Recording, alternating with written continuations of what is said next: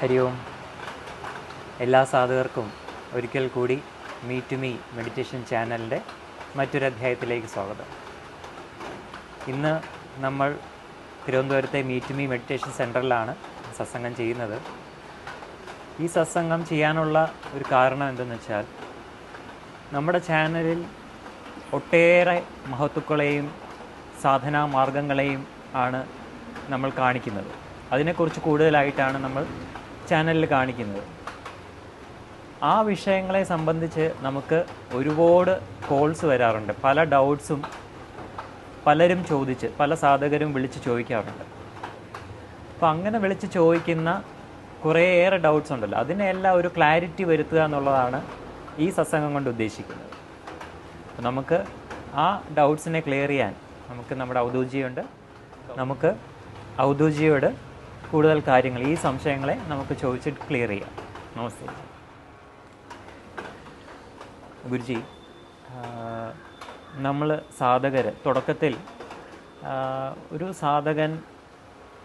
സാധനയിലേക്ക് വരുന്നതിന് മുന്നേ കൂടുതലും അവൻ ക്ഷേത്രവിശ്വാസങ്ങളും ആചാരങ്ങളും അനുഷ്ഠാനങ്ങളും ആയിരിക്കും കൂടുതലും ഫോളോ ചെയ്യുന്നത്. എന്നാൽ അവനൊരു സാധന പ്രാക്ടീസ് ചെയ്ത് തുടങ്ങുമ്പോൾ, അവൻ സാധനാ ലോകത്തിലേക്ക് വരുമ്പോൾ എങ്ങനെയാണ് അവൻ ഈ സാധനാ ലോകത്തെ ഉൾക്കൊള്ളേണ്ടത്? അതിനെക്കുറിച്ചൊന്ന് പറയാം. ഹരി ഓം.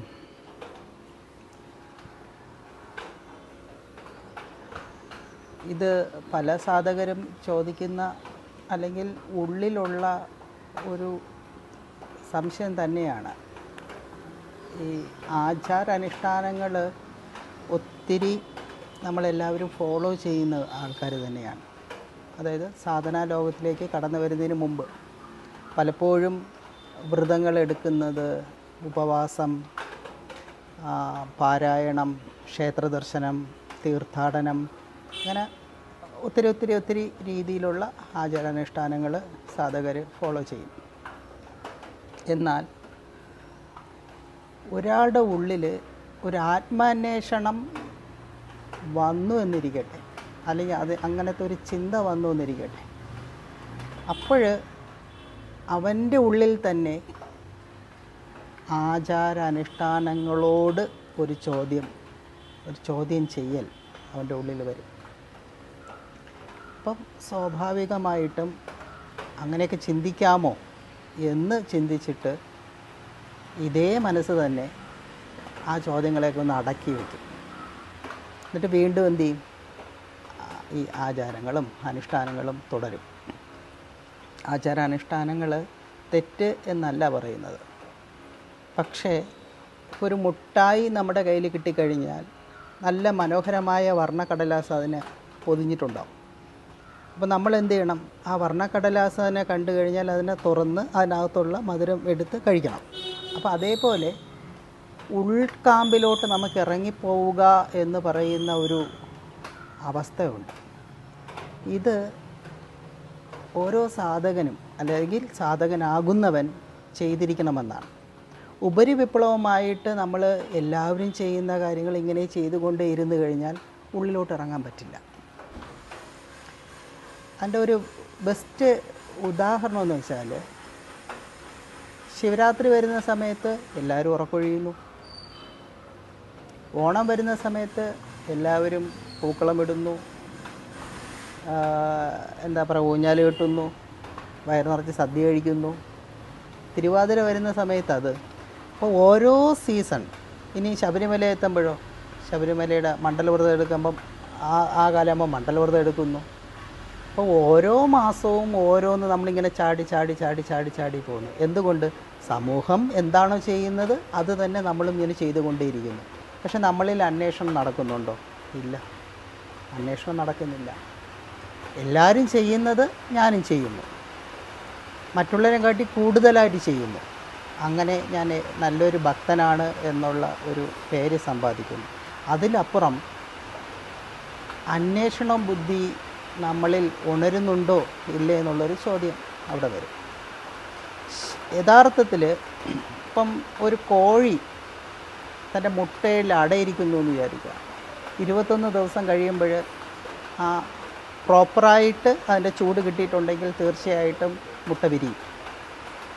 നമ്മൾ ചെയ്യുന്ന അനുഷ്ഠാനങ്ങളെല്ലാം ആത്മാർത്ഥതയോടെയാണ് ചെയ്യുന്നതെന്നുണ്ടെങ്കിൽ തീർച്ചയായിട്ടും ആ ചോദ്യം നമ്മളിൽ നിന്ന് ഉണരും. ആ ചോദ്യം ഉണർന്നു കഴിഞ്ഞാൽ തീർച്ചയായിട്ടും കണക്റ്റ് ചെയ്യേണ്ടിടത്ത് നമ്മൾ കണക്റ്റ് ചെയ്തിരിക്കണം എന്നുള്ളതാണ്. കാര്യം അടുത്ത തലത്തിലോട്ടുള്ള അവൻ്റെ യാത്രയാണ്. അപ്പോൾ ആചാരാനുഷ്ഠാനങ്ങൾക്കപ്പുറം അപ്പം ചില സാധനാദി കാര്യങ്ങളിലോട്ട് അവൻ കടക്കും. അപ്പോഴാണ് അവൻ മനസ്സിലാക്കുന്നത് വിശ്വാസിയല്ല ആകേണ്ടത്, ഒരു അന്വേഷകനാണ് ആകേണ്ടത്. അപ്പോൾ ഇത് കേൾക്കുമ്പോൾ ചിലർക്കൊരു തോന്നലുണ്ടാവാം, സത്യമുള്ളിലുണ്ടല്ലോ പിന്നെ എന്തിന് അന്വേഷിക്കണം. പലപ്പോഴും നമ്മുടെ പ്രശ്നം അതാണ്. കാരണം യാത്ര ചെയ്യുന്നതിന് മുമ്പ് നമ്മൾ മൂന്നാം മണികൾ എടുത്ത് ഇങ്ങനെ അമ്മാനമാടും. എന്നിട്ട് എന്ത് പറ്റും? നമ്മൾ യാത്ര ചെയ്യാതിരിക്കും. സത്യമുള്ളിലുണ്ട് എന്നുള്ളത് സത്യം തന്നെയാണ്. ആ സത്യത്തെ അന്വേഷിക്കുന്നത് തെറ്റല്ല, അത് അന്വേഷിക്കുക തന്നെ വേണം. അതായത് ഭൂമിക്കടിയിൽ വെള്ളമുണ്ടെങ്കിൽ നമ്മൾ കിണർ കുത്തുന്നത് എന്തിനാണ്? ആ വെള്ളവും നമ്മളും തമ്മിലുള്ള ബന്ധം മണ്ണ് കൊണ്ട് മൂടിയിട്ടുണ്ട് അവിടെ. ആ മണ്ണ് മാറ്റിയാൽ മാത്രമേ നമ്മളും ആ വെള്ളവും തമ്മിലുള്ള ഒരു ബന്ധം കണക്റ്റ് ആവുകയുള്ളൂ. അപ്പോൾ അതേപോലെ സത്യം ഉള്ളിലുണ്ടെങ്കിലും അത് അനുഭവത്തിൽ നമുക്ക് വരണം. അതിനാണ് ഓരോ സാധനാദി കാര്യങ്ങളുള്ളത്. അപ്പോൾ ഇപ്പോഴ് ബാലു ചോദിച്ച ചോദ്യം, നിഷ്ഠകളിൽ കൂടിയിരിക്കുന്ന ഒരു വ്യക്തി എങ്ങനെ സാധനയിലോട്ട് കടന്നു വരാൻ, അല്ലെങ്കിൽ ആ വരുമ്പോൾ ഉണ്ടാകുന്ന മാറ്റം എന്താണ്, അല്ലെങ്കിൽ എങ്ങനെയാണ് അത് ഉൾക്കൊള്ളുന്നത് എന്നുള്ളതാണ് ചോദ്യം. നമ്മളെല്ലാവരും ഒത്തിരി കേട്ടിട്ടുള്ള ഒരു ഉദാഹരണം തന്നെ പറയാം. രത്നാകരൻ.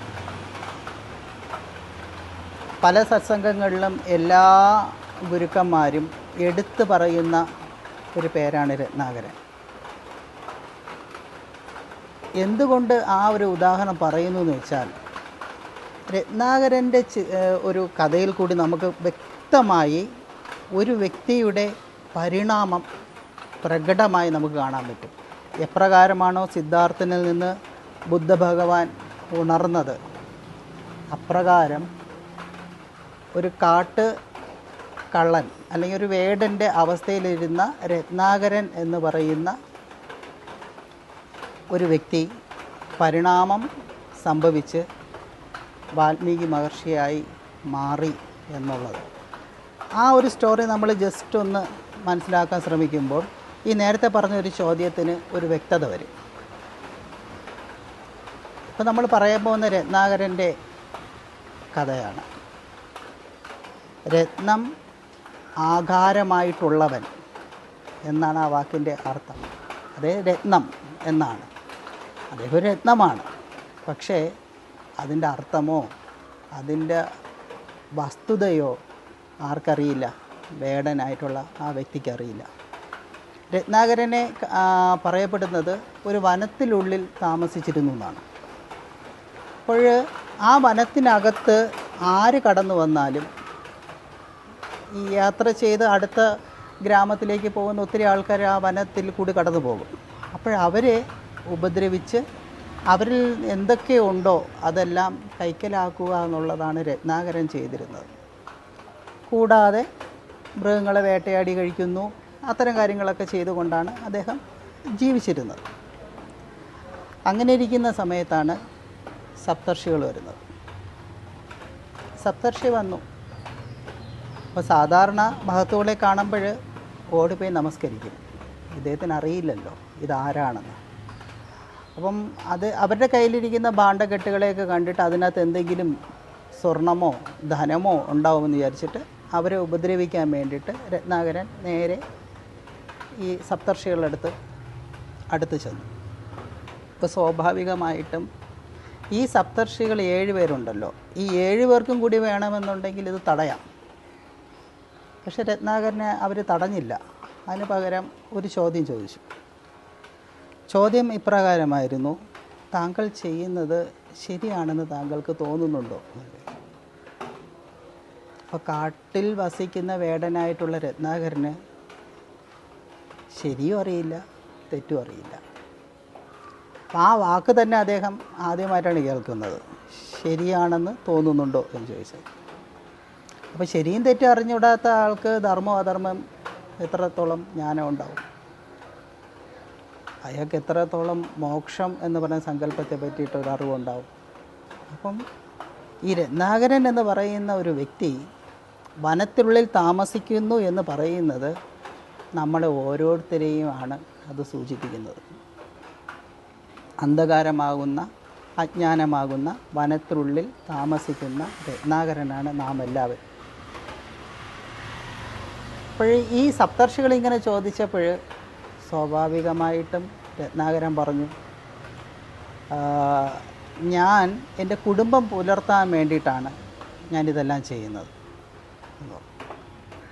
അതായത് ആ ചോദ്യത്തിന് ഒരു ഉത്തരമാണ് കൊടുത്തത്. അപ്പം അത് ശരിയാണ് എന്നുള്ള രീതിയിലാണ് അദ്ദേഹം സമർത്ഥിക്കുന്നത്. അപ്പോൾ സപ്തർഷികൾ വീണ്ടും ചോദിച്ചു, മറ്റുള്ളൊരു ധനം അപഹരിച്ചെടുക്കുന്നത് തെറ്റാണ്? അപ്പോഴും രത്നാകരൻ ചിന്തിക്കുകയാണ്, തനിക്ക് വിശക്കുന്ന സമയത്ത് കാട്ടിൽ പോകുന്ന ഒരു മൃഗത്തെ വേട്ടയാടുന്നു, എടുക്കുന്നു. അതേപോലെ അദ്ദേഹം ചെയ്യുന്നുള്ളൂ. അവിടെ ആര് വരുന്നു അവരിൽ നിന്ന് എടുക്കുന്നു. അത് ഒരു മോഷണമാണ് എന്നുള്ള അർത്ഥത്തിലൊന്നും ഇദ്ദേഹം ചിന്തിച്ചിട്ടില്ല. അപ്പോൾ അതിൽ ഒരു മഹർഷി പറഞ്ഞു, താങ്കളുടെ പത്നിയോട് പോയി ചോദിക്കുക. എന്തായാലും താങ്കൾ ചെയ്യുന്നത് പാപകർമ്മമാണ്. ആ പാപത്തിൻ്റെ പങ്ക് ഷെയർ ചെയ്തെടുക്കുമോ എന്ന് പത്നിയോട് ചോദിച്ചിട്ട് വരാൻ പറഞ്ഞു. ഇദ്ദേഹം പോയി ഭാര്യയോടും മക്കളോടെല്ലാം ചോദിച്ചു. എന്നോട് ഇന്ന് വന്ന കുറച്ച് പേര് പറഞ്ഞു ഞാൻ ചെയ്യുന്നതെല്ലാം പാപമാണെന്നാണ്. അതുകൊണ്ട് ഞാൻ ഈ ചെയ്യുന്ന കർമ്മമെല്ലാം എനിക്ക് പാപം കിട്ടുമെന്നും, അങ്ങനെ കിട്ടുന്നുവെന്നുണ്ടെങ്കിൽ ആ പാപത്തിൻ്റെ ഒരു ഓഹരി നിങ്ങൾ ഷെയർ ചെയ്തെടുക്കാൻ തയ്യാറാണോ എന്ന് ചോദിച്ചു. അപ്പോൾ ഈ രത്നാകരനെക്കാട്ടി കുറച്ചുകൂടി ബുദ്ധി ഉള്ളതാണ് രത്നാകരൻ്റെ വൈഫ്. അപ്പോൾ അദ്ദേഹം പറഞ്ഞു, അവനവൻ്റെ എന്താ പറയുക കർമ്മത്തിൻ്റെ ഫലം അവനവൻ തന്നെ അനുഭവിക്കണം എന്നുള്ള അർത്ഥത്തിൽ ആ പാപത്തിൻ്റെ കർമ്മം നിങ്ങൾ തന്നെയാണ് അനുഭവിക്കേണ്ടത്, അത് നമ്മൾ ആരും ഷെയർ ചെയ്തെടുക്കില്ലെന്ന് പറഞ്ഞു. ഇത് കേട്ടപ്പോൾ അദ്ദേഹം ഇങ്ങനെ ഒന്ന് മാറി ചിന്തിച്ചു തുടങ്ങി. കാര്യം ഞാനിത് ചെയ്യുന്നത് ഇവർക്ക് എല്ലാവർക്കും വേണ്ടിയിട്ടാണ്, അവരെല്ലാവരും അത് ഷെയർ ചെയ്ത് എടുക്കുന്നുണ്ട്. പക്ഷേ അതിൻ്റെ റിസൾട്ട്, ആ കർമ്മത്തിൻ്റെ അനന്തരഫലം ഇവരാരും എടുക്കുന്നില്ല എന്ന് പറയുമ്പോൾ പിന്നെ ഞാനിതെന്തിന് ചെയ്യണം, ആർക്ക് വേണ്ടി ചെയ്യണം? അപ്പം നിലവിൽ ഞാൻ ചെയ്തിട്ടുള്ള പാപങ്ങൾ, ഈ പാപത്തിനെ പറ്റിയുള്ള നോളജൊന്നും അദ്ദേഹത്തിനില്ല, എങ്കിലും അദ്ദേഹം ചിന്തിക്കുകയാണ്. അപ്പോൾ ഇത്രയും നാൾ ചെയ്ത കർമ്മങ്ങളുടെ പാപം എനിക്കുണ്ടല്ലോ, അത് ഞാൻ മാത്രം തന്നെ അനുഭവിക്കണമെന്ന് പറയുന്നു, അവരാരും ഷെയർ ചെയ്യുന്നില്ലെന്ന് പറയുന്നു. അങ്ങനെയാണെങ്കിൽ അത് എങ്ങനെയാണ് ഓവർകം ചെയ്യേണ്ടത്? അപ്പോൾ ഇത്തരം ചോദ്യങ്ങളെല്ലാം അദ്ദേഹത്തിൻ്റെ ഉള്ളിൽ വരാൻ തുടങ്ങി. അപ്പോൾ ആ കർമ്മം എന്ന് പറയുന്ന ഒരു ഘടകത്തിലോട്ട് എത്തി. കർമ്മം അറ്റുപോകാത്തത് കൊണ്ടാണ് നമ്മളെല്ലാം ജനിച്ചത്, അത് നമുക്കെല്ലാവർക്കും അറിയാം. അപ്പോൾ സ്വാഭാവികമായിട്ടും സപ്തർഷികളത് പോയി ചോദിച്ചു, ഇനി ഞാൻ എന്താ ചെയ്യേണ്ടത്? അപ്പോൾ സപ്തർഷികൾ പറഞ്ഞു, ഇതുവരെ എന്താണോ ചെയ്തത് അത് നിർത്തുക. അപ്പോൾ ഇദ്ദേഹത്തിൻ്റെ ഉള്ളിൽ തോന്നി, മറ്റുള്ളവരെന്ത് ചെയ്യും? ഡിപ്പെൻഡായി നിൽക്കുന്ന ആൾക്കാരെന്ത് ചെയ്യും? പിന്നെ ഇനിയുള്ള തൻ്റെ ഉപജീവനം എന്ത് ചെയ്യും എന്നുള്ളത്. അപ്പോൾ സപ്തർഷികൾ പറഞ്ഞു, നിൻ്റെ കർമ്മം എന്താണോ നീ ചെയ്യുന്നത് അത് നിലവിൽ ചെയ്തുകൊണ്ടിരിക്കുക. പക്ഷെ ക്രമേണ നിനക്കത് കുറച്ച് കൊണ്ടുവരാൻ നിൻ്റെ ഉള്ളിൽ തോന്നും. അതുവരെ നീ ഒരു പർട്ടിക്കുലർ സ്ഥലം പറഞ്ഞിട്ട് 2 മരം കാണിച്ചു കൊടുത്തു. ആ 2 മരങ്ങളുടെ നടുക്കാണ് അദ്ദേഹത്തിന് ഇരുത്തിയത്. എന്നിട്ട് അതെന്താണ്? അപ്പോൾ അത് മരം, ഇതെന്താണ്? ഇത് മരം എന്ന് പറഞ്ഞു. അപ്പോൾ ആ മരം ഈ മരം എന്ന് പറഞ്ഞുകൊണ്ട് 2 മരങ്ങളെ നോക്കിക്കൊണ്ടിരിക്കാൻ പറഞ്ഞു. നീ ചെയ്യുന്ന കർമ്മത്തിൻ്റെ ഇടയിൽ നിനക്ക് കിട്ടുന്ന സമയം ഇതും ചെയ്യണമെന്ന് പറഞ്ഞു. അതൊരു ഉപാസന പോലെ ചെയ്യാൻ പറഞ്ഞു. നമുക്കറിയാം, ആ മരം ഈ മരം എന്ന് പറഞ്ഞ് മര എന്ന് പറഞ്ഞ് ഏറ്റവും അവസാനം രാമ എന്നുള്ള ശബ്ദത്തിലാണ് അത് വന്ന് എത്തിയത്. അപ്പോൾ നമുക്ക് തോന്നാം, എന്തുകൊണ്ട് സപ്തർഷികൾ രാമ എന്ന് ജപിക്കാൻ പറഞ്ഞില്ല. നേരത്തെ പറഞ്ഞു, ഇദ്ദേഹം ഒരു കാട്ടിനുള്ളിൽ താമസിക്കുന്ന ഒരു വേടനായി അല്ലെങ്കിൽ ഒരു കള്ളനായിട്ടുള്ളൊരു വ്യക്തിയാണ്. ഇപ്പം രാമൻ്റെ നാമം ജപിക്കൂ എന്ന് പറഞ്ഞാൽ അതാര്, എന്ത് എന്നുള്ളൊരു ചോദ്യം സ്വാഭാവികമായിട്ട് വരും. അല്ലെങ്കിൽ രാമനിൽ അദ്ദേഹത്തിന് വിശ്വാസം ഉണ്ടാവണമെന്നില്ല. അത് കാരണം എന്ത് പറ്റി, ഈ നിലവിൽ അതും മരം ഇതും മരമെന്ന് അദ്ദേഹത്തിൻ്റെ യുക്തിക്ക് ബോധ്യപ്പെടുന്നത് തന്നെയാണ്. അതുകൊണ്ട് എന്താണ്, അത് മരം ഇത് മരം, ആ മരം ഈ മരം എന്ന് പറഞ്ഞുകൊണ്ട് തന്നെ ഇരുന്നു. പക്ഷെ ആ പറയുന്ന ആ ഒരു നാമം സ്ഥിരമായി ഉച്ചരിക്കുന്നത് കണ്ടിന്യൂസ് ആയിട്ട് അയാൾ പറഞ്ഞ് വന്നപ്പോഴാണ് ആ മരം ഈ മരം എന്നുള്ളത് മര എന്ന് ലോപിച്ചത്. ആ ലോപിച്ച മര എന്നുള്ളത് വീണ്ടും അദ്ദേഹം കണ്ടിന്യൂ ചെയ്തപ്പോൾ മാത്രമാണ് രാമ എന്നുള്ള ശബ്ദത്തിലേക്ക് എത്തിപ്പെട്ടത്. ഇതിൽ നിന്ന് നമ്മൾ മനസ്സിലാക്കേണ്ടത്, ഒരാളൊരു സാധന തുടങ്ങിയാൽ അത് നിരന്തരം ചെയ്തുകൊണ്ടേയിരിക്കണം. അപ്പം ആ മരം ഈ മരം എപ്രകാരമാണോ രാമ എന്നുള്ള ശബ്ദത്തിലേക്ക് എത്തിയത്, അത് ഒരു നീണ്ട ഒരു കാലത്തിൻ്റെ അഭ്യാസത്തിൻ്റെ ഭാഗമായി പരിണാമം സംഭവിച്ച് എത്തിയതാണ്. അപ്പം രാമ എന്നുള്ള മന്ത്രത്തിലോട്ട് എത്താൻ അദ്ദേഹം ഏത് മന്ത്രമാണ് ആദ്യം ഉപയോഗിച്ചത്? ആ മരം ഈ മരം എന്നുള്ളത്. അപ്പോൾ നമുക്കൊരു ഗുരു ഒരു മന്ത്രം തരുന്നുണ്ടെങ്കിൽ ഈ ആ മരം ഈ മരം പോലത്തെ ഒരു അവസ്ഥയാണ് അതിന്. അപ്പം അത് നിരന്തരം ജപിക്കണമെന്നാണ്. നിരന്തരം ജപിച്ച് അത് ലോപിച്ച് അതിൻ്റെ യഥാർത്ഥ ഒരു പ്രോസസ്സിങ് അതിൽ സംഭവിച്ച് തീർച്ചയായിട്ടും രാമ എങ്ങനെയാണോ വാൽമീകി സംഭവിച്ച അതേപോലെ ഒരു പോയിന്റിലോട്ട് നമ്മളും എത്തും എന്നുള്ളതാണ്. അപ്പോൾ അത് കണ്ടിന്യൂസ് ഒരു പ്രോസസ്സ് നമ്മൾ ചെയ്താൽ മാത്രമേ അതിൽ എത്തുകയുള്ളൂ. നല്ല ബ്യൂട്ടിഫുള്ളാണ് ഈ രത്നാകരൻ്റെ സ്റ്റോറി നമ്മൾ റിലേറ്റ് ചെയ്ത് ചിന്തിച്ചു കഴിഞ്ഞാൽ. അങ്ങനെ രാമ ജപിച്ച് വീണ്ടും ആ രാമ നിരന്തരം ജപിച്ച് വന്നപ്പോൾ അദ്ദേഹം പുറ്റിനുള്ളിലായെന്നാണ്. എന്താണ് ആ സങ്കല്പത്തിൻ്റെ അർത്ഥം? ഇപ്പോൾ നമ്മളൊരു തടി കഷ്ണം ഒരിടത്ത് ഇട്ടേക്കെന്ന് വിചാരിക്കുക, അത് അനങ്ങുന്നില്ല. സ്വാഭാവികമായിട്ടും അതിൽ നനവും മറ്റും ഉണ്ടായിക്കഴിഞ്ഞാൽ ചിതൽ വന്ന് അതിനെ കാർന്ന് തിന്നും. അപ്പോൾ നിശ്ചലനായി അദ്ദേഹം ഇരുന്നു എന്നുള്ള തെളിവിനാണ് ചിതൽപുറ്റിനുള്ളിൽ അദ്ദേഹമായെന്ന് പറയുന്നത്. അപ്പോൾ ഒരു സാധകൻ്റെ നിശ്ചലത ഏതാണ്? ഒന്നും ചെയ്യാതിരിക്കലല്ല, അവൻ്റെ മനസ്സ് നിശ്ചലമായി നിലനിൽക്കുന്നു എന്നുള്ള ഒരു തലം എത്തുമ്പോൾ ഓരോ സാധകരും ഇതേപോലെ ചിതൽപുറ്റിൻ്റെ ഉള്ളിലാവും. ആ ചിതൽപുറ്റിൻ്റെ ഉള്ളിൽ എന്തിനാണ് സാധകനാകുന്നത്? അതായത് ആ സമൂഹമായിട്ട് തൽക്കാലം ഒരു ഡിറ്റാച്ച്മെൻറ്റായി അവൻ നിലനിൽക്കുന്നു എന്നാണ് എൻ്റെ അർത്ഥം. ആ രത്നാകരിൽ നിന്ന് വാൽമീകി എന്ന് പറയുന്ന ഒരു പ്രോസസ്സിലോട്ട് പോകുവാൻ ചെറിയൊരു ഡിറ്റാച്ച്മെൻറ്റ്, സൊസൈറ്റിയിൽ നിന്നൊരു ഡിറ്റാച്ച്മെൻറ്റ് അദ്ദേഹത്തിന് വേണ്ടി വന്നു. എന്നും അങ്ങനെ ഇരിക്കാൻ വേണ്ടിയിട്ടല്ല. അതേ ചിതൽപുറ്റിൽ നിന്ന് പുറത്തു വന്ന വാൽമീകിയാണ് ലോകത്തെ ഉണർത്തിയത്. അപ്പോഴും അദ്ദേഹം എന്താണ്? ഡിറ്റാച്ച്മെൻറ്റിൽ തന്നെയാണ്. അപ്പം ഈ സൊസൈറ്റിയിൽ അദ്ദേഹം എല്ലാവരെയും ഉണർത്തുന്നുണ്ട്, എന്നാൽ സൊസൈറ്റിയുടെ ഒരു സൊസൈറ്റിക്കൊരു ഫ്ലോ ഉണ്ടല്ലോ, അതിൻ്റെ ഭാഗവും അദ്ദേഹം ആയി മാറിയില്ല എന്നുള്ളതാണ്. അവരുടെ ആ ഫ്ലോ ദിശ മാറിയാണ് ഒഴുകുന്നുള്ള ബോധ്യം കൊടുത്തുകൊണ്ട് അവരെ തിരിച്ച് എവിടെയാണ് എത്തേണ്ടത് അതിലോട്ട് എത്തിക്കുകയാണ് അദ്ദേഹം ചെയ്തത്. ഈ രത്നാകരൻ്റെ കഥയിൽ നിന്ന് തന്നെ നമുക്ക് മനസ്സിലാക്കാം ആ വ്യക്തിയിലുണ്ടായ പരിണാമം എന്തുമാത്രം. അദ്ദേഹം തൻ്റെ ഉള്ളിലുള്ള ആ സത്യത്തെയാണ് അറിയുവാൻ വേണ്ടി ഉള്ളിലേക്ക് നോക്കി ആ നിരന്തരം സാധന അനുഷ്ഠിച്ചത്. അപ്പോൾ നേരത്തെ പറഞ്ഞതുപോലെ അദ്ദേഹം എന്ത് ആചാരാനുഷ്ഠാനങ്ങൾ ചെയ്തു എന്ന് നമ്മൾ ചിന്തിക്കണം. അദ്ദേഹം ഒന്നും ചെയ്തില്ല. എന്താണോ ഗുരുപദേശം കിട്ടിയത് അത് മാത്രമാണ് അദ്ദേഹം ചെയ്തത്. അത് ചെയ്തപ്പോൾ അദ്ദേഹത്തിന് അത് എത്താൻ പറ്റി എന്നുണ്ടെങ്കിൽ ഓരോ സാധകനും ഇപ്രകാരം ഉള്ളിലോട്ട് നോക്കുന്ന എന്താണോ സത്യം ആ സത്യത്തെ അറിയുന്ന തരത്തിലുള്ള സാധനാദി കാര്യങ്ങളിലോട്ട് വരണം. അപ്പോൾ സ്വാഭാവികമായിട്ട് നമ്മൾ ഇതുവരെ പ്രാക്ടീസ് ചെയ്തിരുന്ന പലതും ആയിരിക്കില്ല ചെയ്യുന്നത്. അപ്പോൾ നമുക്ക് തോന്നും ഇത്രയും മതിയോ, നമ്മൾ വേറൊന്നും ചെയ്യുന്നില്ലല്ലോ, കൂടുതൽ ഉപവാസം എടുക്കുന്നില്ല, കൂടുതൽ തീർത്ഥാടനങ്ങൾ പോകുന്നില്ല,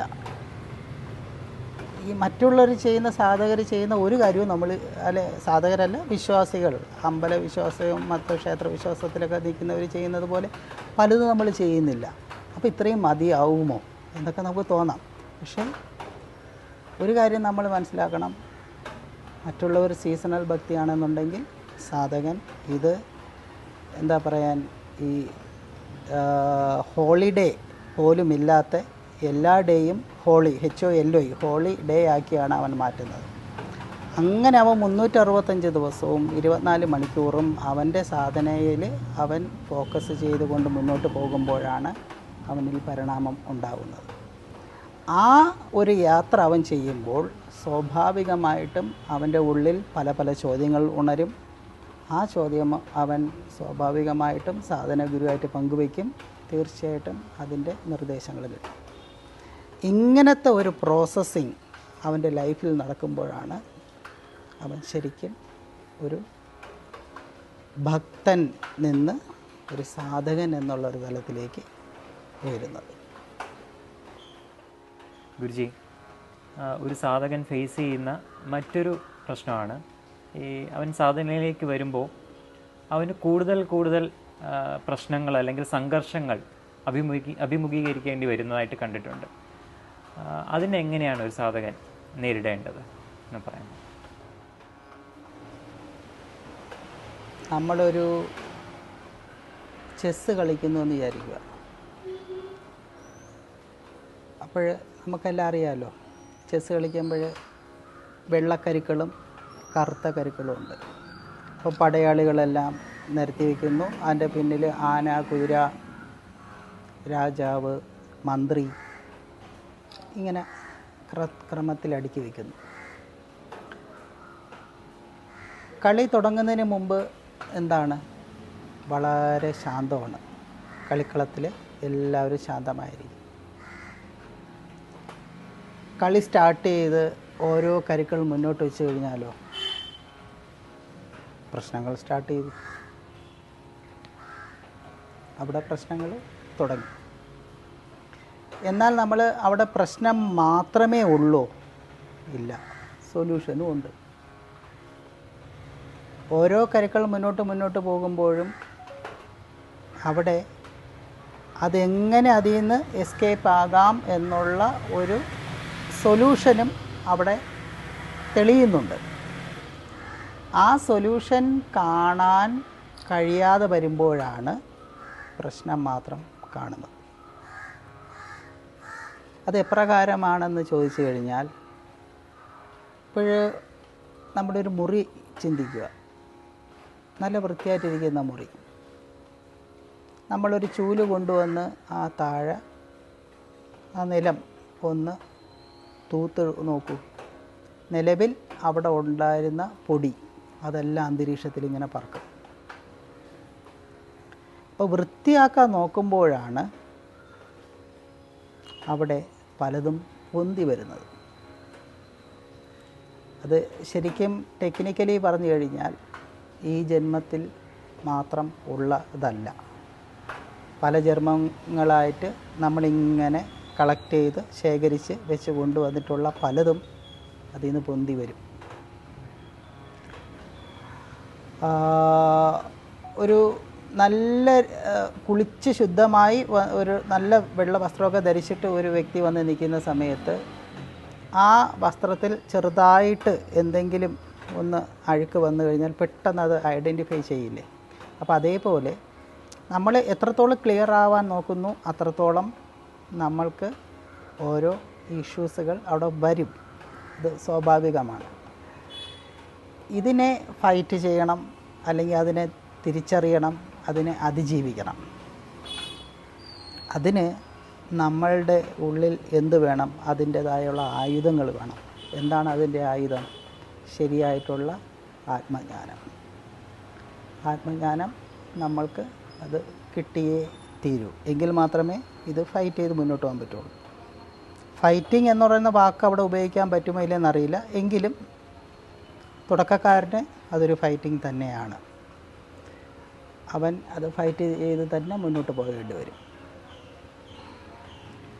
പല രീതിയിലും ഇഷ്യൂസുകൾ വരാം. ഒന്ന് സാഹചര്യങ്ങളാവാം.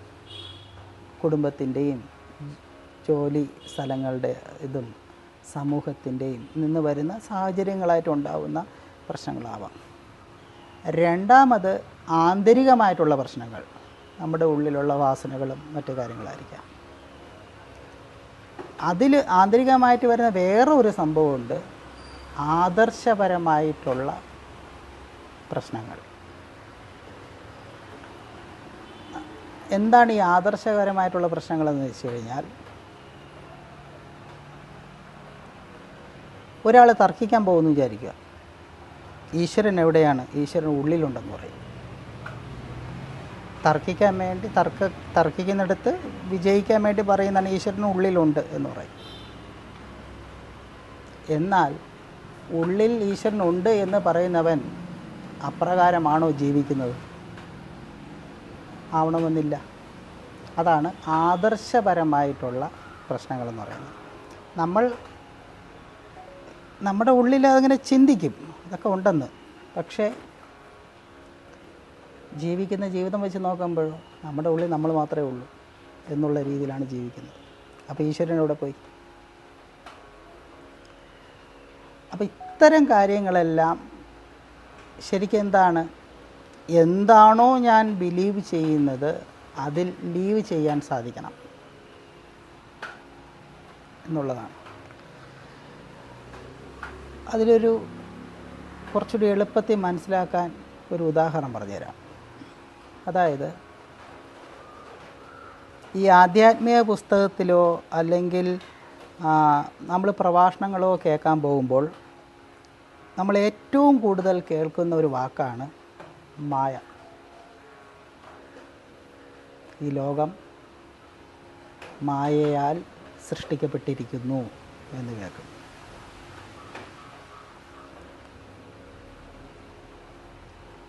അപ്പോൾ ഈ മായയെ ആരെങ്കിലും കണ്ടിട്ടുണ്ടോ എന്നുള്ള ചോദ്യം. ഈ ലോകം മൊത്തം മായയാണെന്ന് പറയും.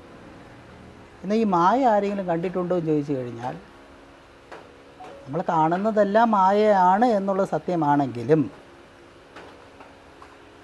കാണുന്നതെല്ലാം സത്യമാണെന്ന് ചിന്തിച്ചു പോയി ജീവിക്കുന്ന ഒരവസ്ഥയിലാണ് എല്ലാവരും ജീവിക്കുന്നത്. അപ്പം അങ്ങനെ നോക്കുമ്പോൾ മായയെ ആരും കാണുന്നില്ല. അപ്പം ആദ്യത്തെ ജ്ഞാനം എന്തെന്ന് വെച്ചാൽ, മായയെ മനസ്സിലാക്കുന്നത് എങ്ങനെയായിരിക്കണം എന്നുള്ളതാണ് ജ്ഞാനം. നമ്മൾ നേടേണ്ട ഫസ്റ്റ് ജ്ഞാനം അതായിരിക്കണം. കാണുന്നതെല്ലാം യാഥാർത്ഥ്യമാണ് എന്ന് ചിന്തിക്കുമ്പോൾ ഇതിനെ തള്ളി മാറ്റുന്നില്ലല്ലോ, അതിൻ്റെ ഉള്ളിലോട്ട് നമ്മൾ നോക്കുന്നില്ലല്ലോ, ഇതിനെ അങ്ങ് വിശ്വസിക്കുകയല്ലേ. അപ്പോൾ ആധ്യാത്മികതയിൽ എല്ലാം മായയാണ് എന്ന് പറയുമ്പോൾ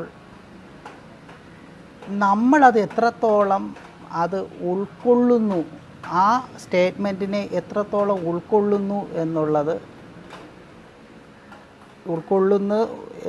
എത്രത്തോളമാണ് ആ സ്റ്റേറ്റ്മെൻറ്റിനെ ഉൾക്കൊള്ളുന്നത്, അപ്രകാരമാണ് അതിൻ്റെ റിസൾട്ട് വരുന്നത്.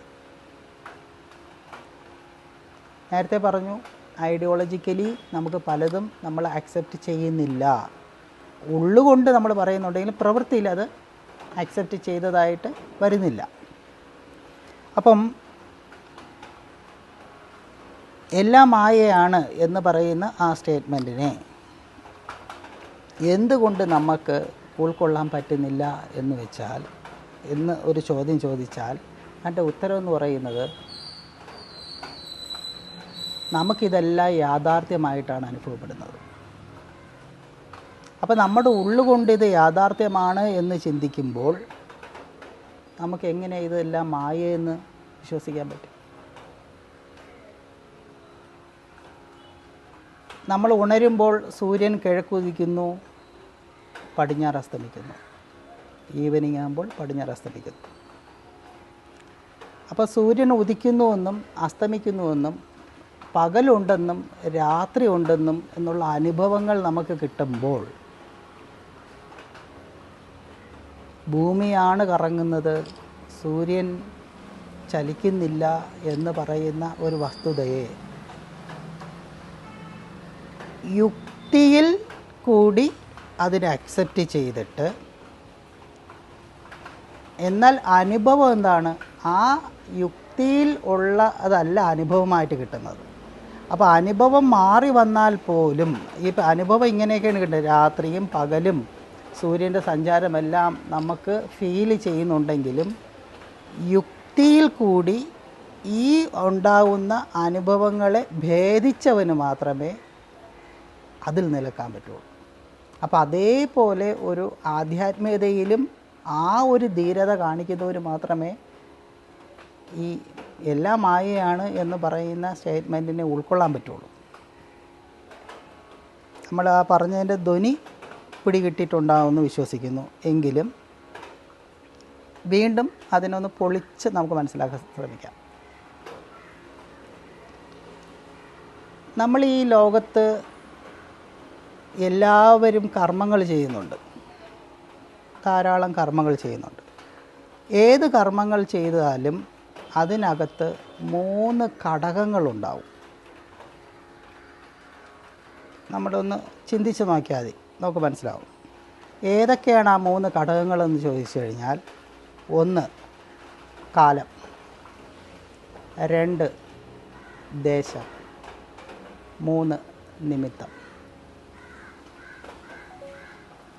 അപ്പോൾ ഏത് കർമ്മത്തിനും കാലം, ദേശം, നിമിത്തം ഉണ്ട്. അത് വ്യക്തമായി മനസ്സിലാക്കാൻ ഒരു ഉദാഹരണം പറയാം.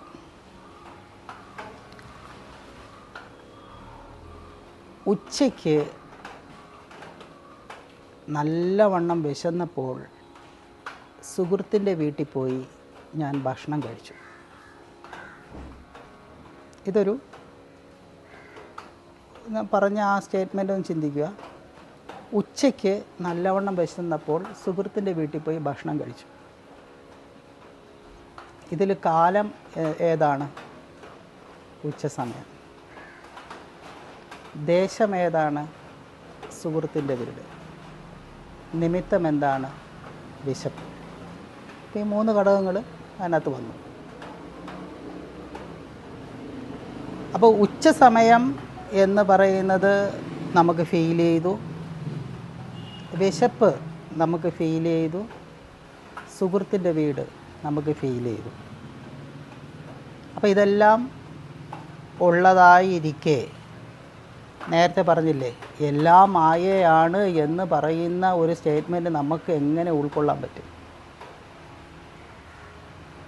അപ്പോൾ ആ സ്റ്റേറ്റ്മെൻറ്റിനകത്തുള്ള മെയിൻ കണ്ടൻ്റായിട്ടുള്ള കാലം, ദേശം, നിമിത്തം, ഈ 3 സാധനവും മായയാണ് എന്ന് യുക്തിയാൽ എനിക്ക് ബോധ്യപ്പെട്ടാൽ മാത്രമല്ലേ ഇത് 3ഉം ചേർന്ന ഈ സ്റ്റേറ്റ്മെൻറ്റ് അല്ലെങ്കിൽ ഈ ഒരു ഇൻസിഡൻറ്റ് നമ്മൾക്ക് മായയാണെന്ന് യുക്തി കൊണ്ടെങ്കിലും അനുഭവപ്പെടാൻ പറ്റുള്ളൂ. മനസ്സിലായില്ലേ? അപ്പോൾ ഉച്ചസമയം നല്ലോണം വിശന്നത് കാരണം സുഹൃത്തിൻ്റെ വീട്ടിൽ പോയി ഭക്ഷണം കഴിച്ചു എന്ന് പറയുന്ന ഈ ഒരു സംഭവത്തിലെ കാലവും ദേശവും നിമിത്തവും തോന്നലാണ് എന്ന്, യാഥാർത്ഥ്യമല്ല, അതൊരു തോന്നലാണ് എന്ന് ബോധ്യപ്പെടുന്നത് എങ്ങനെയെന്ന് നോക്കാം. അപ്പോൾ ആദ്യത്തെ ഇതിലുള്ള പറഞ്ഞത് കാലം ഏതാണ്? ഉച്ചസമയമെന്ന് പറഞ്ഞു. അതിനെ കാലം ഒരു തോന്നലാണ് എന്ന് നമുക്ക് എങ്ങനെ മനസ്സിലാക്കാമെന്ന് നോക്കാം. അതായത് ഉച്ചസമയം എന്ന് പറഞ്ഞ ആ ഒരു ഒരു സ്റ്റേറ്റ്മെൻറ്റിനകത്തുള്ള ഉച്ച സമയം എന്ന് പറഞ്ഞത് നമുക്ക് ഫീൽ ചെയ്യുന്നുണ്ട്. ഉച്ച എന്ന് പറയുന്ന സമയം നമുക്ക് ഫീൽ ചെയ്യുന്നുണ്ട്. ആ ഉച്ച സമയത്ത് ഒരു വലിയൊരു ഉൽക്ക ഭൂമിയിലോട്ട് വന്ന് പതിച്ച് എല്ലാവരും എന്താ പറയുക, വിഷ്ണുപാദം പൂജി എന്ന് വിചാരിക്കുക എല്ലാവരും. അപ്പോൾ ഈ ലോകത്തിലുള്ള എല്ലാവരും മരണപ്പെട്ടു. ഒന്ന് ഇമാജിൻ ചെയ്യുക. അപ്പോൾ എല്ലാ ആത്മാക്കളും ഈശ്വരൻ്റെ അടുക്കിലേക്ക് പോയി എന്ന് വെറുതെ ഒന്ന് മനസ്സിലൊന്ന് ചിന്തിക്കുക. വെറുതെ എന്നുള്ള വാക്ക് ബോധപൂർവം തന്നെയാണ് പറഞ്ഞത്. നമ്മളൊന്ന് ചിന്തിക്കുക. അപ്പോൾ ഈശ്വരൻ ചോദിക്കും ഓരോ വ്യക്തിയുടെ അടുത്തും, ഉൾക്കൊന്ന് വീണ് അങ്ങനെ മരണം സംഭവിച്ചു അല്ലേ, അങ്ങനെയാണ് നിങ്ങളിവിടെ എത്തിയത്. അപ്പോൾ എല്ലാവരും പറയും അതെ അതെ എന്ന് പറയും. അപ്പോൾ ഇന്ത്യക്കാരുടെ അടുത്ത് ചോദിക്കും എപ്പോഴാണ് ആ ഉൽക്ക വീണത് എന്ന് ചോദിക്കുമ്പം പറയും ഞാൻ സുഹൃത്തിൻ്റെ വീട്ടിൽ ഭക്ഷണം കഴിക്കാൻ വേണ്ടി ഉച്ചയ്ക്ക് പോയപ്പോഴാണ് ഉൽക്ക വീണത്, അങ്ങനെയാണ് ഞാൻ ഭക്ഷണം കഴിക്കുന്നതിന് മുമ്പാണ് ഞാൻ മരിച്ചത് എന്ന് പറയും. അപ്പോൾ ഒരു അമേരിക്കക്കാരോട് ചോദിക്കും എപ്പോഴാണ് ഉൽക്ക വീണത്, അപ്പോൾ പറയും ഞാൻ അറിഞ്ഞതേ ഇല്ല, ഞാൻ അർദ്ധരാത്രി നല്ല ഉറക്കത്തിലായിരുന്നു, അങ്ങനെയാണ് ഞാൻ മരിച്ചത്, ഞാൻ മരിച്ചതുപോലും ഞാൻ അറിഞ്ഞില്ലെന്ന് പറയും. അങ്ങനെ ഈ ഭൂമിയിലുള്ള പല സ്ഥലത്ത് പല ഇടങ്ങളിൽ ജീവിക്കുന്നവർ എല്ലാവരും പറഞ്ഞ സമയം പല സമയമാണ്. പക്ഷേ ഉൽക്ക വന്ന് വീണതോ ഏതോ ഒരു സമയത്ത്. അപ്പോഴെന്ത് പറയും, ഈശ്വരൻ്റെ വാച്ച് എടുത്ത് നോക്കും. എന്താ പറയും, ഉൽക്ക വീണത് ഈ സമയത്താണെന്ന് പറയും. അപ്പോൾ പ്രാപഞ്ചികമായിട്ടുള്ള സത്യം, മറ്റതെല്ലാം എന്താണ്, പ്രാദേശികമായിട്ടുള്ളൊരു സത്യം. അപ്പം പ്രാദേശികമായി നമ്മൾ എന്ത് കാണുന്നതും അതെല്ലാം ഒരു തോന്നലാണ്.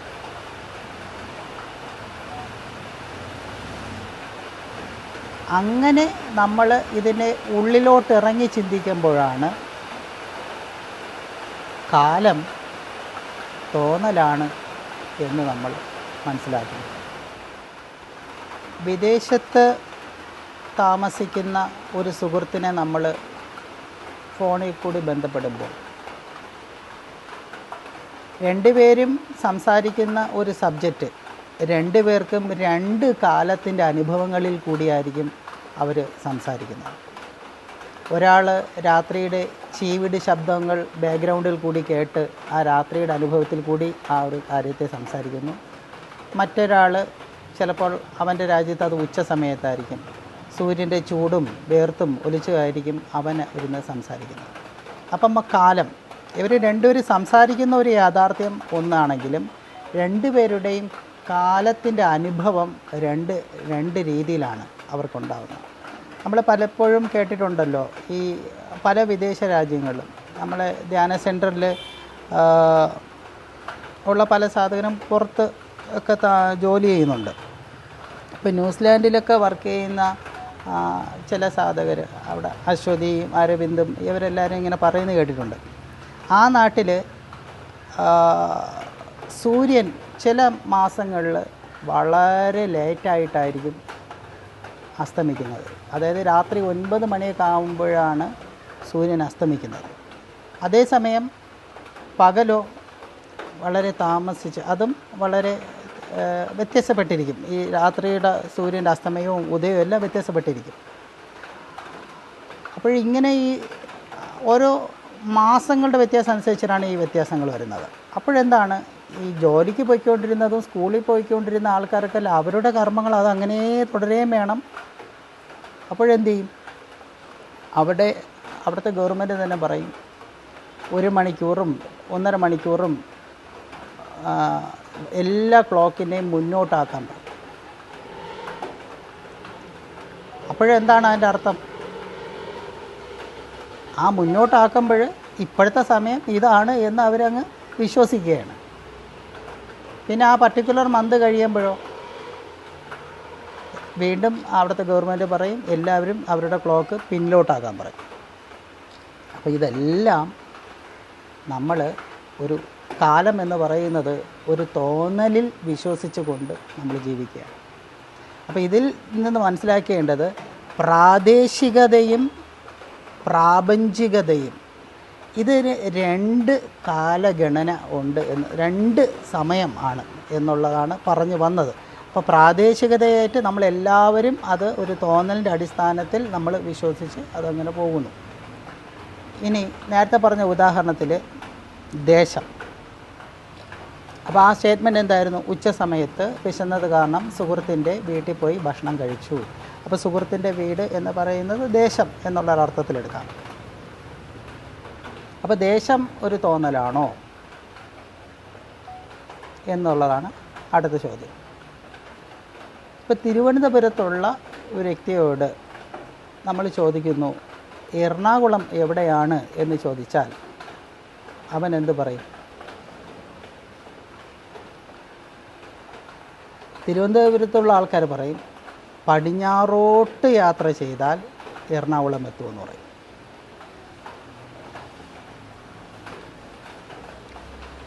ഇനി ഗുരുവായൂർ ഭാഗത്തുള്ള ഒരിടത്ത് ചോദിക്കുന്നു എറണാകുളം എവിടെയാണെന്ന് ചോദിച്ചാലോ കിഴക്കോട്ട് യാത്ര ചെയ്താൽ എറണാകുളത്ത് എത്തുമെന്ന് പറയും. അപ്പോൾ എറണാകുളത്ത് തന്നെയാണ് ഇരിക്കുന്നത്. പക്ഷേ ഉള്ള ആൾക്കാർക്കാണ് അത് പടിഞ്ഞാറാണ് എന്നും, എന്നാൽ ഗുരുവായൂരൊക്കെ ഉള്ള ആൾക്കാർക്കാണ് ഇത് കിഴക്കോട്ടാണ് എന്നുള്ളൊരു ചിന്ത വന്നത്. അപ്പോൾ ഓരോരുത്തരും നിൽക്കുന്ന ഇടത്തിൽ നിന്നാണ് ഒന്ന് വേറൊന്ന് കിഴക്കാവുന്നതും പടിഞ്ഞാറാവുന്നതും. അതായത് എയും ബിയും സിയും. അപ്പം ബി ഒരാളുടെ വലതാണ്, അതേസമയം മറ്റൊരാളുടെ ഇടതുമാണ്. അപ്പോൾ ബിയുടെ അടുത്ത് തന്നെയാണ് നിൽക്കുന്നത്. അപ്പുറത്ത് നിൽക്കുന്നവർക്കാണ് മറ്റേ ആൾ ഇടതാവുന്നതും മറ്റേ ആൾ വലുതാവുന്നതും. അപ്പോൾ ഇതെല്ലാം നമ്മൾ അതേപോലെ തന്നെയാണ് ഈ ദേശത്തെ നമ്മൾ ചെയ്യുന്നത്. ഈ ഓരോ തോന്നലിൻ്റെ അടിസ്ഥാനത്തിലാണ് നമ്മളിതെല്ലാം ചിട്ടപ്പെടുത്തി വച്ചിരിക്കുന്നത്. നമ്മുടെ പെർസെപ്ഷനിൽ നിന്ന് നമ്മുടേതായിട്ടുള്ളൊരു വ്യൂവിൽ നിന്നാണ് ഇതിനെ കാണാൻ ശ്രമിക്കുന്നത്. എന്നിട്ട് നമ്മളത് യാഥാർത്ഥ്യമായിട്ട് ചിന്തിച്ചുകൊണ്ട് നമ്മൾ ഓരോ കർമ്മങ്ങൾ അനുഷ്ഠിക്കുന്നു. വീണ്ടും അതേ സ്റ്റേറ്റ്മെൻറ്റിലോട്ട് വരാം. ഉച്ച സമയം വിശന്നത് കാരണം സുഹൃത്തിൻ്റെ വീട്ടിൽ പോയി ഭക്ഷണം കഴിച്ചു. അപ്പം ഭക്ഷണം കഴിക്കാനുള്ള നിമിത്തം എന്താണ്? വിശപ്പ്. നമുക്ക് നല്ലവണ്ണം വിശക്കുന്നു, നമ്മൾ ഭക്ഷണം കഴിക്കാൻ പോകുന്നു. അപ്പോൾ പെട്ടെന്ന് നമുക്ക് ഒരു കോള് വന്നു, വേണ്ടപ്പെട്ട ഒരാൾ ബുദ്ധിമുട്ട് അവസ്ഥയിലാണ്. അപ്പോൾ നമ്മൾ ഓടിപ്പോയി ഭക്ഷണം കഴിക്കുന്നു. അപ്പോൾ പിന്നെ നമ്മൾ എത്രയും പെട്ടെന്ന് ആ വ്യക്തിയുടെ അടുത്ത് പോകാൻ വേണ്ടിയാണ് നമ്മൾ പോകുന്നത്. വിശപ്പ് എന്ന് പറയുന്ന ഒരു തോന്നലേ നമുക്കില്ല, അതുകൊണ്ട് നമ്മൾ ഭക്ഷണം കഴിക്കുന്നില്ല.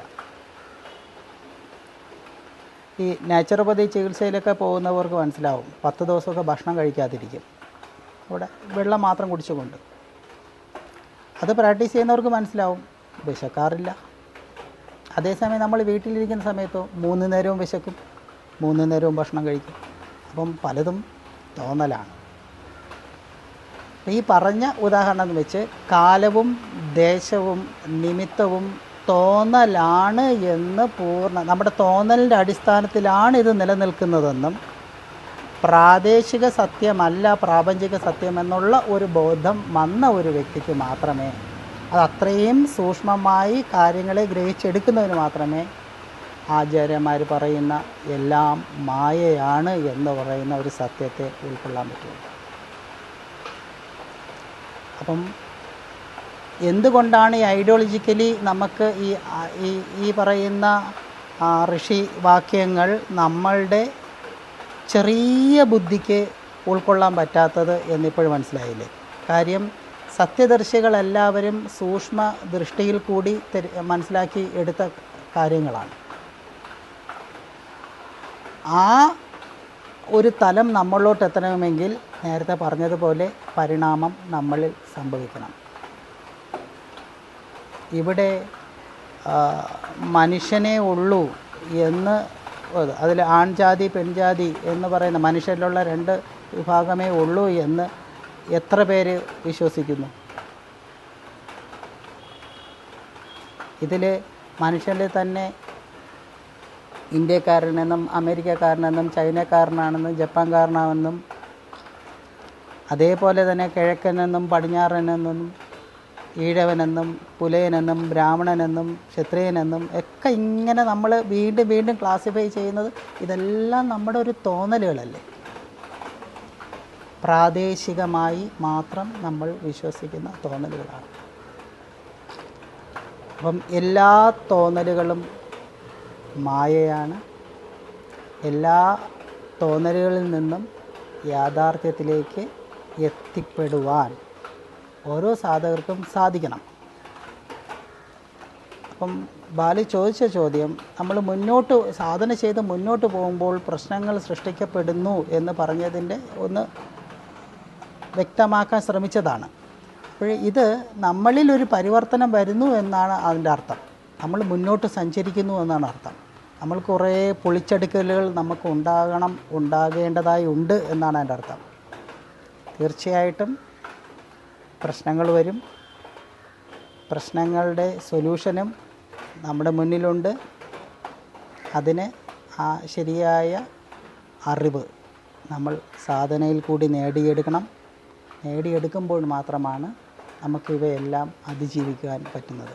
അതിൻ്റെ ബെസ്റ്റ് എക്സാമ്പിളാണ് കുരുക്ഷേത്ര യുദ്ധത്തിൽ എന്ത് ചെയ്യണം എന്നറിയാതിരിക്കുന്ന അർജുനൻ അവിടെ നോക്കിയപ്പോൾ എന്താണ്? പ്രശ്നം മാത്രമേ ഉള്ളൂ. അപ്പോൾ ഭഗവാൻ അവിടെ എന്താ ചെയ്തത്? അവിടെ സൊല്യൂഷനും ഉണ്ടെന്ന് കാണിച്ചു കൊടുത്തു. അതാണ് ഭഗവത്ഗീത.